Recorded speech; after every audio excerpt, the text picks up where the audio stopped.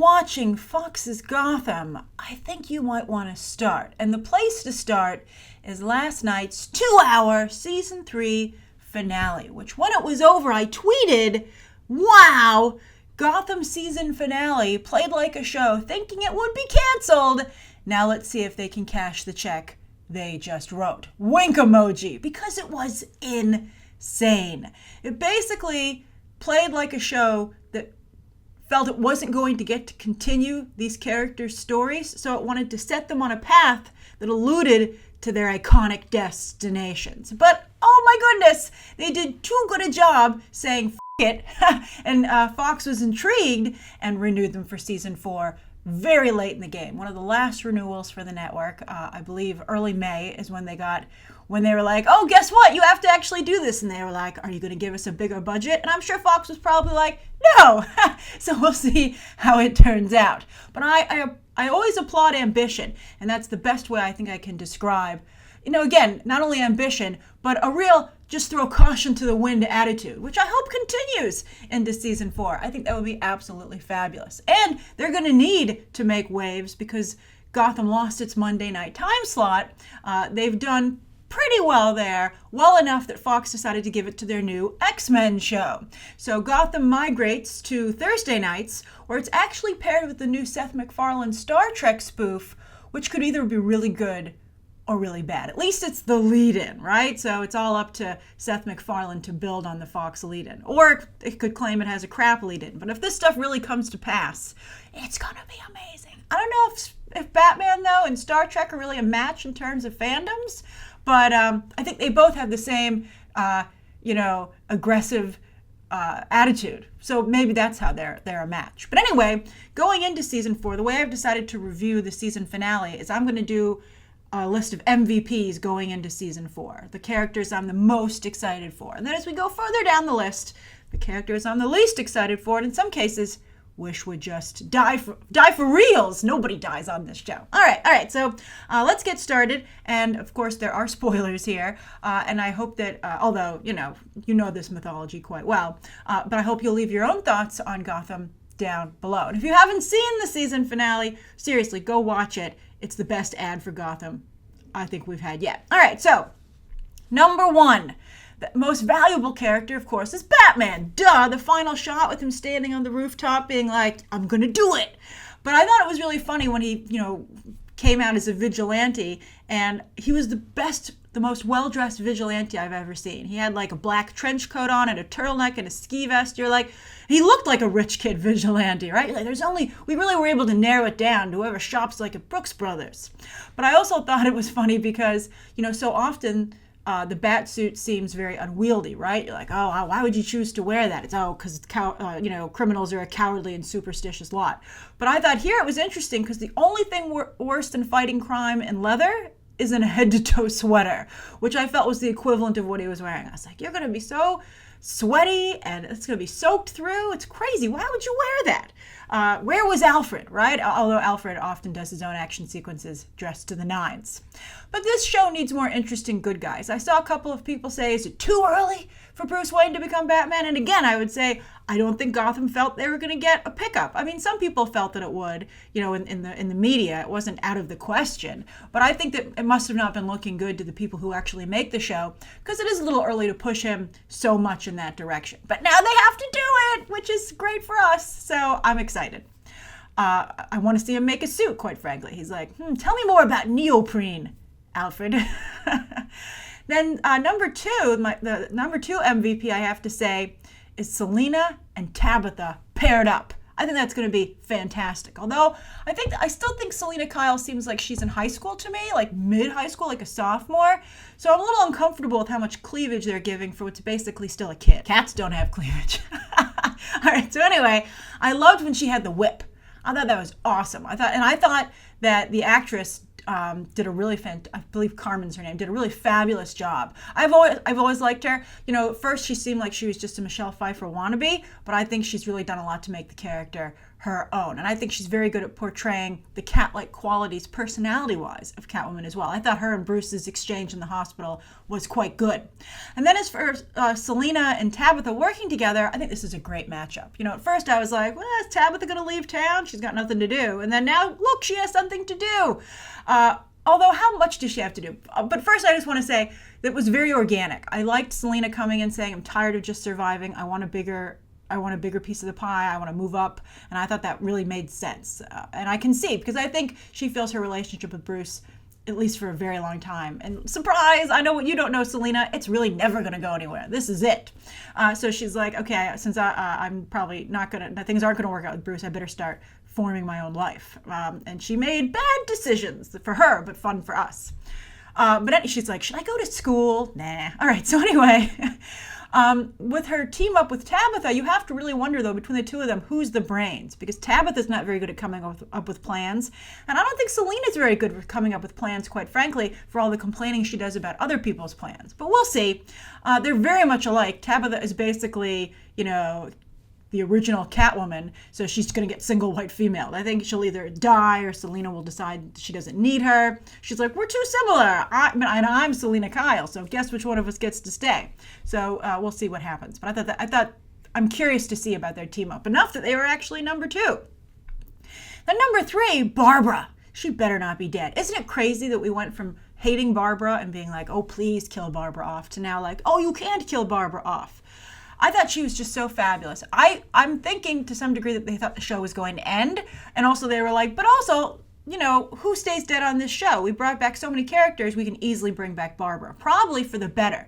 I would love it because Jerome came back from the dead and he was fabulous. And I really liked when Barbara and Jerome teamed up. I mean, she's clearly the Harley Quinn foil on this show. And when they did the magic show, that was one of the best scenes that Gotham ever did, where it just came so close to being as good as Batman the Animated Series. And I think that Barbara's character was stuck. She was stuck in a corner. She just she had nowhere to move forward. She made a horrible queen pin. I think that she had nowhere to go, but 6 feet under and then back up. So I'm excited. And speaking of the dead, I'm not particularly excited about this, but it's such a big deal I had to put it next. And that's that Butch, his real name is Cyrus Gold, which is the name of the entity that becomes Solomon Grundy. Solomon Grundy, best known to people who read the work of Jeff Loeb and Tim Sale. Very good Batman stories, by the way. Really, really good. And he speaks in like Solomon Grundy, born on a Monday, and he mutters stuff. And he's okay. He's basically a giant zombie who strolls the sewer. Sometimes he works with you. Sometimes he works against you. He's basically Gotham's version of Frankenstein's monster, right? I thought it was a clever reveal. I thought it worked. I was surprised when they killed Butch, but again, nobody stays dead on this show, so I shouldn't have been too surprised. But he'd kind of run out of road too, and I was no longer buying his relationship with Tabitha at all. It wasn't. I liked him much better when he was dealing with the Penguin. But I have to say, I don't think Solomon Grundy is a particularly compelling character, and I don't think this is a particularly compelling actor, to be perfectly honest with you. So I want to see how it plays out. I mean, all fans will, right? But I don't have high hopes for it. All right, so next up, Penguin. I just want to see the Iceberg Lounge. I'm so excited for him to realize that part of his character.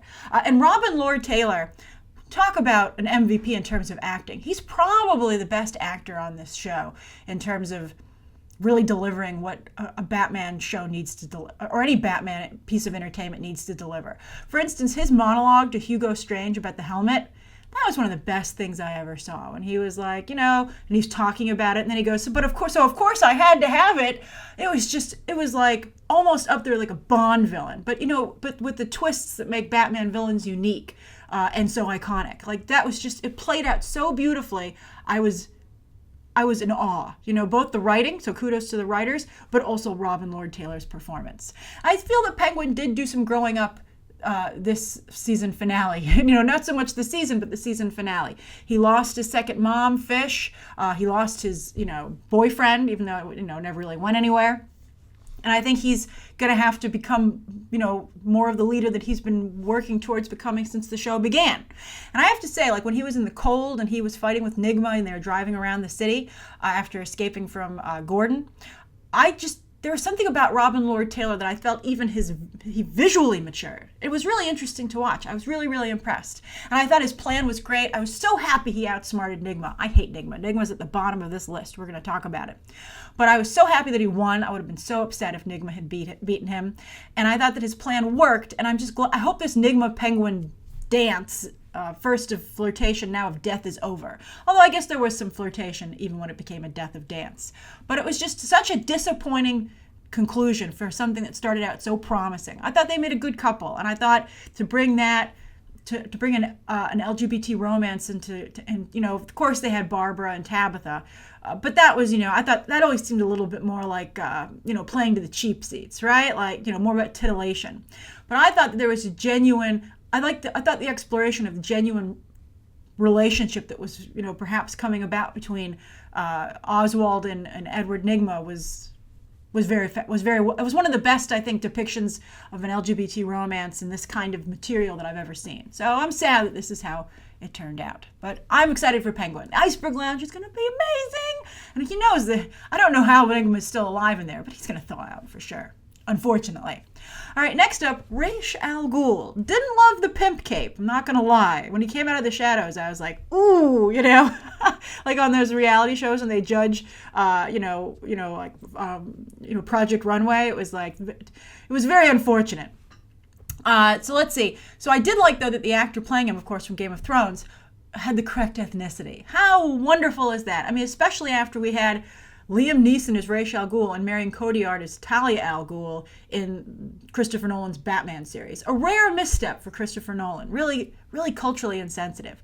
So to see Ra's al Ghul be realized in an authentic way, I thought was pretty exciting, even though, again, I hated what he was wearing. And speaking of Talia al Ghul, I can't wait for her to show up. That's going to be fabulous. I hope they get an actress. She's going to have to be a younger actress because she's supposed to be Bruce's contemporary, who can pull it off. I don't want her just to be like Silver St. Cloud. Silver St. Cloud, by the way, is one of the stars of the Fox X-Men show. But, I think that I would want someone with a little bit more personality. But I really liked just the League of Assassins. I thought his Assassins group / B-boy group, I've been watching World of Dance, so now I know what a B-group is, a B-boy group. But I actually thought they were pretty cool when they showed up to take on Fish. I was like, oh, the coordination here is very exciting, when they all pulled out their swords at the same time. I liked them. I thought they were pretty cool. I liked them better than the Court of Owls Talons. That's what their names are. I never liked the Court of Owls. I don't like them in the comics. I didn't like them here in this show. Although I love the woman who led the Court of Owls.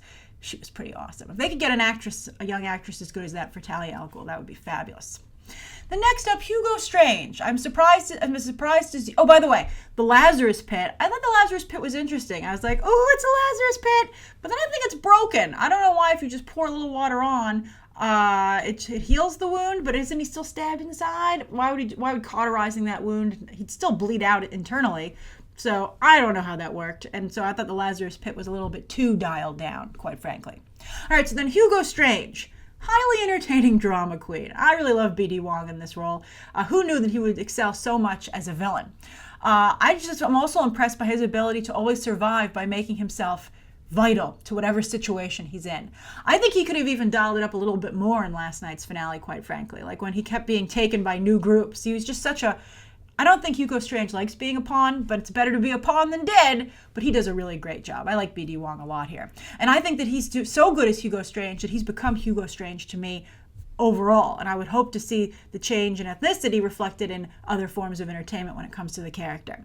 Then Harvey Bullock. I have to put Harvey Bullock next because Donald Logue keeps the character very fresh. And I never tire of his color commentary, right? He's a lot of fun. I loved when he was like, fight the virus, not my car, Jim.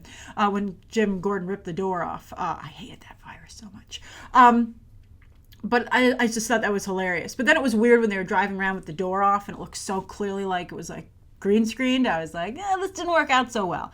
But he's just a really hard worker as both a character and an actor, and I really enjoy him. I think he provides some of the few good moments for the good guy team. Then I have to next put Lucius Fox, who I think is a good support system. You know, we have to start establishing Batman's support system, and that, of course, is Lucius Fox, Gordon, and Alfred. And I think only Lucius Fox right now is on track. In fact, I wish he often had more to do. He should be the yin to Hugo Strange's yang. Like, why couldn't he make the antidote himself, right? Or at least try and take a crack at it. I mean, the obvious answer is he's not played by someone of the same caliber as B.D. Wong, so he doesn't have the same star appeal. But, I mean, let's go. Let's start building this guy up. I think Lucius Fox is, of course, very important to the Batman mythology, and I think this actor does a fabulous job playing him.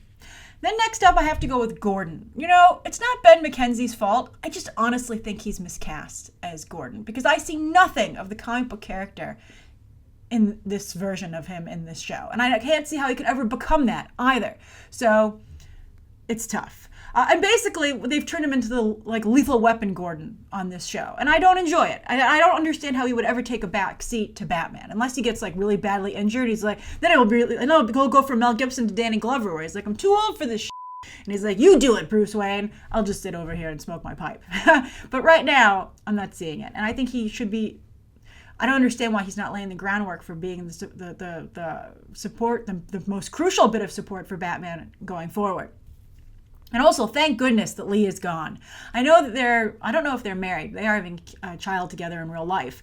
But this character was so horrible all season. You know, she was like the new Barbara. She was just so whiny. And then I thought it was ridiculous when she took the virus. She was like, I'm going to do my hair and makeup now all of a sudden. I was like, what are you saying about people who wear dark eye makeup and straighten their hair? Huh? They're not all evil. So, and I just and some of the dresses she was wearing were just absolutely ridiculous. And I don't know. I liked her better when she first showed up, and she basically, to me, seemed like an older Selina Kyle, like a really good Selina Kyle. But the character's just gone downhill. Her ridiculous defense of Mario, I mean, she's just, she hit every rung of annoyingness on the way down to being kicked off the show. So I don't like that. I don't like her at all. And I'm really glad, by the way, that the virus is gone. I understand that it sets the stage for Gotham being a little off, right? But I think it's too easy an answer for why Gotham is off. I prefer that sometimes people are just horrible, right? Wonder Woman will tell you about that. It's not always Ares. And this virus is like the Ares of Gotham, basically. So I thought that was pretty frustrating. So I don't like it, and I'm glad it's gone. Then next up, Alfred. Played by Sean Pertwee, who I also think is miscast. We were promised, the whole reason they brought him in is they're like, oh, he's going to be kick-ass British military Alfred. And that shows up occasionally, although you'll notice he's never actually that good in any fights, right? And I just don't like the emotional Alfred that he's become. And I was like, can you just come out and say you're a second dad or a stepfather already? I mean, you guys keep talking about dancing around something. Let's just settle it already. I like snide, acerbic Alfred from the comics, and I think that's better support for Batman. I mean, really, every time Batman comes back from a mission, is Alfred going to be like, let's talk it out. Let's talk about how tonight made you feel. I'd be like, do you want to retire maybe, Alfred? Go to the Wayne estate in the country? Because I don't know how much more I can take of this. He should take some notes from Bullock. We want color commentary. You have American color commentary from Bullock, British color commentary from Alfred. Then as for the extras, I think the extras, crossed the line in the season finale. They just got a little bit too ridiculous. And I thought that the perfect example of that was the bank teller in the opening scene. Her hair was just too much. Her performance was too much. They're basically, I think Gotham is just some hairspray away from being like Dr. Seuss, right? And I love The Grinch. Grinch is a great Christmas movie, but Gotham isn't supposed to be the Grinch. I think they're just going too far. So I would be like, dial it down, extras. You're regular people caught in a crazy world. You're not all crazy.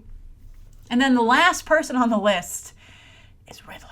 I was so excited for him to become this character when they were teasing it midway through season 3. They were like, here comes the Riddler, here he is in his green suit. And I was like, I don't like that hat, and I still don't like it. But the rest of him looks really cool. I can't wait. And they've been promising us Riddler since they introduced Edward Nygma, obviously. And I loved Edward Nygma, by the way. I thought that Corey Michael Smith did a great job with that character's, insecurities, and then also his.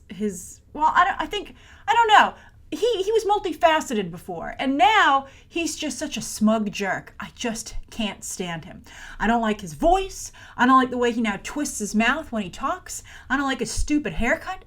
I hate everything about him every time I see him. And he's really that annoying, he called Oswald a kid, right? Saying always throwing a tantrum. But I would say you're no different, Riddler. You're that kid on the playground who, no matter what somebody does, you always have like a quick answer to say, well, actually, no, you didn't. You know, no, you didn't. And I'm like, are you wondering why nobody wants to play with you, Edward? Have you thought about it? Because you're really annoying. I just don't want to play with him anymore. I hope he doesn't unfreeze. And if he does unfreeze, I'm sure he will, I hope he has a significant personality change. So I'm very, very excited for season 4. And giving Gotham to the freaks, finally, is going to be fabulous. I did not like it when it was with the gangsters, and I didn't like it when it was with the elite. Gotham is supposed to be ruled by the freaks. I share Fish's vision for the future, and I think it's going to be absolutely fabulous. And I hope in that future some of the baby freaks that are still gestating come into their own as well. I think I see a lot of potential with Poison Ivy. I think going goofy with Poison Ivy instead of sexy was such an interesting choice that I hope they eventually decide to really do something with it. By the way, when Alfred was sick, I was like, why doesn't Selina Kyle go get Poison Ivy and say, put your plants in here, fix him? I really wish that was, I thought also they've been very good with the Poison Ivy powers, making them not too cartoonish and realistic. The extras should take note.